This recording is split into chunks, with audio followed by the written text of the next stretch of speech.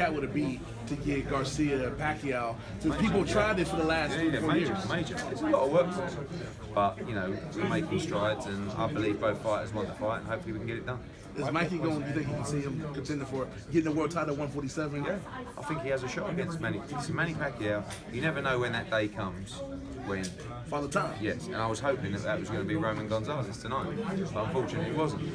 But I believe that fight tonight, which was a very good, high-level, close welterweight fight, puts Mikey in the position where you can say he's well worthy of a shot against Manny Pacquiao. And if he beats him, he becomes a 5-Division world champion. Final question for me: with all the momentum with boxing and everything, if Walters takes that step-aside money, will you get Joshua or Fury? He won't take step-aside money, because you can see by his Instagram posts and stuff like that, he's building himself up now to say.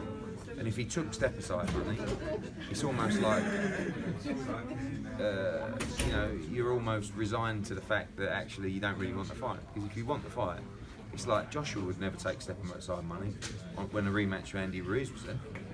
No, it wouldn't even come into consideration. In fact, you know, there's other contracts that have been proposed to him where it says, you know, there's a rematch unless we give you this. He's not interested in that, you know. And I think Wilder's got too much pride to take some money to wait. Well, well, in terms of, you say wait. So what type of step aside money are you talking about? Because that is a big fight between you. Huh? but I still don't think. I don't even think. Of course, there is a number that. Yeah, there's a number. That's what I'm saying. But I just think that his mindset is none, because he never wanted to give AJ the shot anyway. So this will give him the shot undisputed, and he'll be laying out the path to AJ to say, there you go, you take it. And that, he couldn't do that. He couldn't bring himself to do that, because he just turned down 100 million for 3 fights. So he's not going to take 10 million to give AJ the shot undisputed, you know? Well, you know, he does. Well, he does have some things he has to work on. You know, oh, that's a lot, yes. Wilder does, you know. Yeah, he's got to speak to his costume designer and get a new costume. Did Dillian White take step-side money from Wilder? Would Dillian White? Or did he take step-aside money? Did Dillian White take step-aside money from Deontay Wilder? Yeah. He's mandatory WBC. What are you talking about? I'm not just asking if he's took any sort of step-aside money, or you know of him taking step-aside money. He's waited 400 days, actually 800 days, to fight for the world title. Dillian White would not take $20 million to step aside to fight Deontay Wilder. Perfect. Eddie, can you talk about the energy from the crowd tonight? Obviously, Dallas always treats you. It's amazing. It is a big building. I mean, you can get 16,000. It is a big building. And the stands are quite a long way back from the ring, you know, but it's a great building as well. And working with Dallas Cowboys was fantastic. We had 11. My worry coming to this building is we had 11,000 in, which was good. Still, you could see the ends we closed off.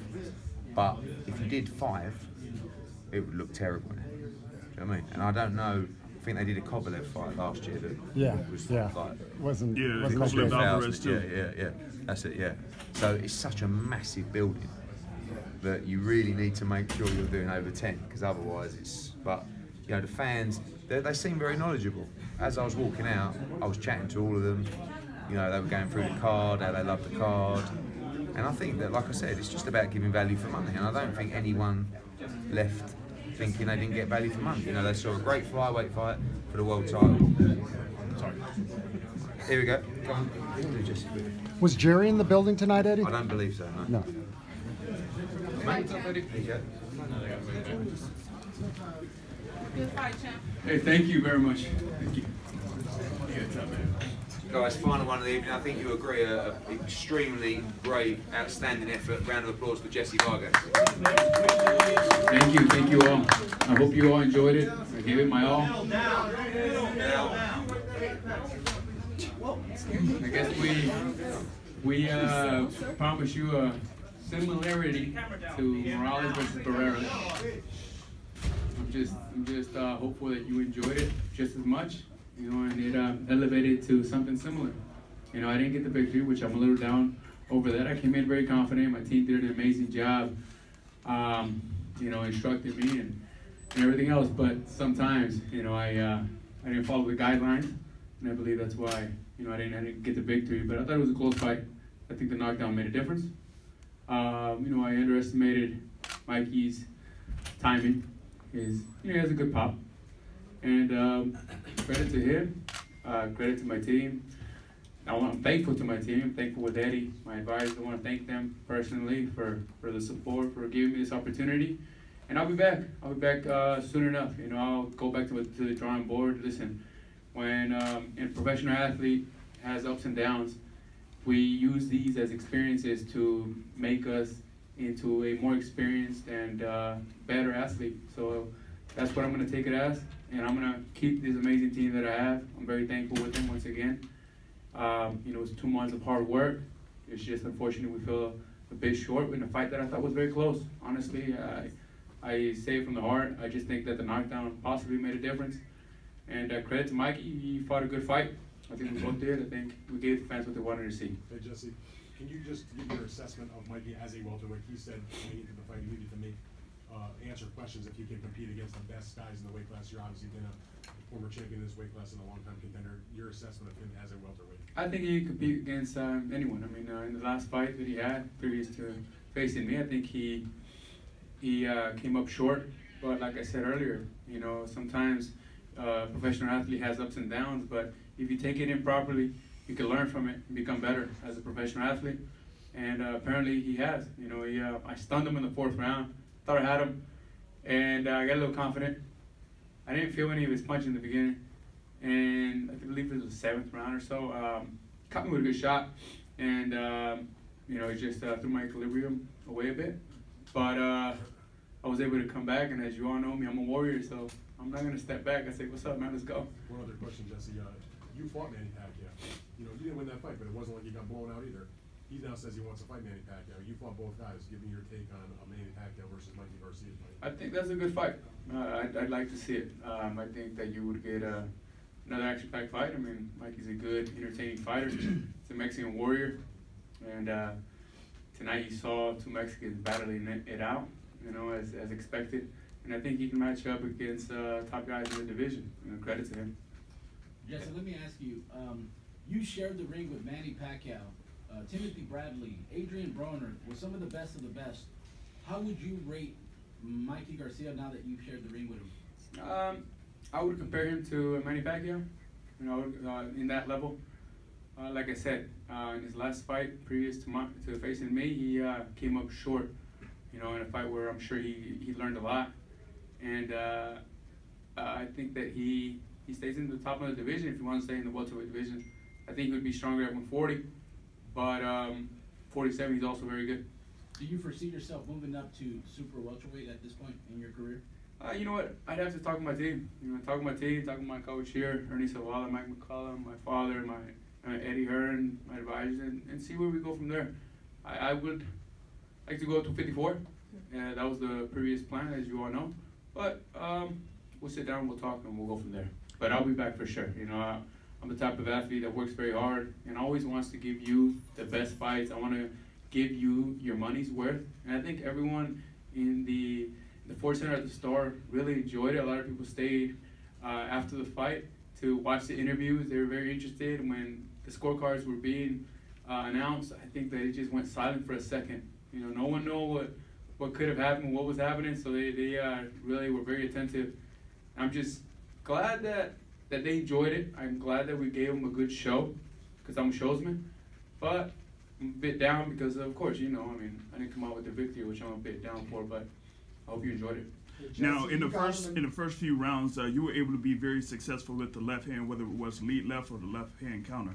Like, what changed over the course of those next few rounds where you couldn't be as successful with that left hand? You know what? I have to look back at the tape. Like I said, after I heard him, I got this fool. But I mean, things change in a fight. You know, you have to keep your composure and keep your game plan.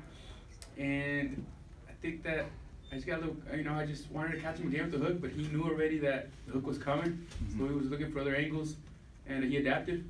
You know, and I think that I adapted as well in the later rounds, also changing some things up. Fighting him on the inside at times, in the body, one up top, just you know, changing it with variety. But you know, the judges gave it to him, You know, I don't dispute it, but I'm not happy, but I'll come back stronger. Jesse, great fight tonight, by the way. Good to see you. You seem to do very well with 10 seconds left in fights. You had the Bradley situation, and then it looked like you rocked him like the last 2 seconds of the fight. Did you feel it, and did you wish you had another 10 seconds? Man, it is what it is. You know, we have 12 rounds, 3 minutes. I'm not frustrated because I did what I could in those 12 rounds. Like I said, now we'll look back at the videos and we will find a way to get better. That's the only thing we could do now. You know, we can't really say I could have done, should have done. I said, okay, next time I will change this and I'll perfect these things that need to be perfected. But the game is 12 rounds, 3 minutes, and you know, once the bell rings, you did what you did. Did And you think the ref was going to stop it in that round where you got knocked down? oh no, for sure not, no. I didn't think that they were going to stop it because I mean I knew that I was good to continue, and I think that I showed that I was in good shape after the knockdown, and you know I fought back harder. You know, as you saw, the minute that he came to me, I said, "Let's go, man. What's up?" And you know, it's just this is boxing. I hope that, like I said, you know, you stood up on your feet that round, and you know, gave me credit for a good fight. Jesse, back on the subject of the weight, potentially moving up to 154. How did you feel coming in at 147 today? Did you struggle at all making 147 at all? I made it good, man. I made it good. Comfortable. I mean, it's always tough making weight, no matter what division it is.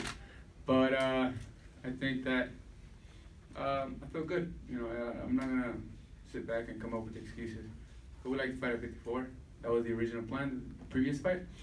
But we'll go back, talk with the team, and then we'll go from there. So that's your preference for the next one, 154 then? Like I said, I mean, I'll have to talk with my team and see what they instruct me to do, what they feel is the best decision to make. 47, I mean, I gave you a good performance, I gave you a good fight. Mikey came to fight as well. You know, he came prepared, so I give him credit. I mean, why not a second fight with Mikey? I mean, we told you we'd give you similar to Barrera Morales action, so if you enjoyed it as much, maybe we can do it again, second in the rematch. Two more questions.